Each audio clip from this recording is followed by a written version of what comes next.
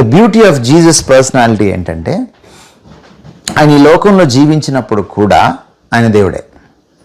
ఎందుకంటే God's definition ఎలా ఉంటుందంటే, if God is God, he should be God always, from everlasting to everlasting, from eternity to eternity, forever, no beginning, no end. That's the nature of God. ఇన్ఫినిటీకి end, beginning ఇటు side కానీ అటు side కానీ end కానీ ఉండదు అనమాట. So that's God. So when God takes the human form, మనిషి స్వభావాన్ని, స్వరూపాన్ని దేవుడు తీసుకున్నప్పుడు, ఈవెన్ అట్ దాట్ పాయింట్, ఆ 33.5 సంవత్సరాలు కూడా ఆయన దేవుడుగానే ఉంటాడు. He never ceases to be God. అందుకనే ఒక ఆయన ఏమన్నా అంటే, if God takes a casual leave అన్నాడు. If God takes a casual leave ఏమవుతుంది? The answer is everything is a casualty. Everything is a casualty. అంతా అత్యవసరం. ఇంకా 108 మీకు 9/11 కదా, ఇక్కడ 9/11 పరిస్థితి వచ్చేస్తుంది అనమాట. The world will become a chaos అనమాట. సో అది జరగదు.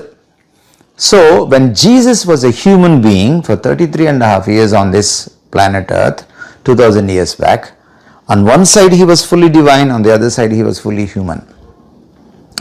Now ఈ రెండు ఉన్నప్పుడు ఛాలెంజ్ ఏంటంటే, ఆయన హ్యూమన్ బీయింగ్గా జీవించేటప్పుడు మనకంటే ఎక్కువ ఛాలెంజ్ ఆయనకు ఉంటుంది. ఎందుకంటే మనకి పక్కన డివైన్ బీయింగ్ లేదు, డివైన్ నేచర్ లేదు తీసుకుందామంటే. కానీ ఆయన human బీయింగ్గా జీవించేటప్పుడు he will be always tempted to use the divine nature to live his humanity.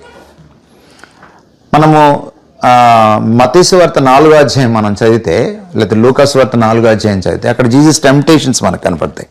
Satan ఎలాగా ఆయన్ని శోధించాడో మనకు కనపడుతుంది. శోధించినప్పుడు మనం అనుకుంటాం మొదటిది ఆకలికి సంబంధించిన శోధన అనుకుంటాం.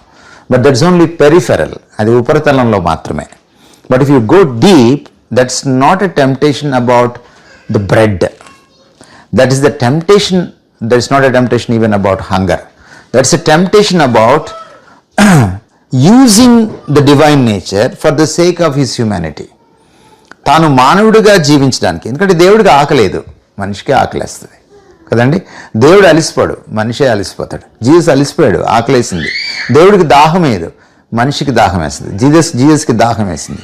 సో ఇవన్నీ, ఈ వచనాలని మనం చూసినప్పుడు మనకి ఏమర్థం అవుతుందంటే, the Bible talks about his human side.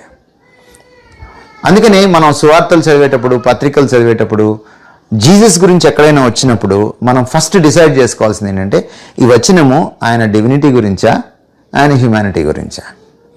అది మనం డిసైడ్ చేసుకోకపోతే సరిగా మనం చాలా పప్పులో కాలేస్తాం. జీసస్ని మిస్అండర్స్టాండ్ చేసుకుంటాం మనం.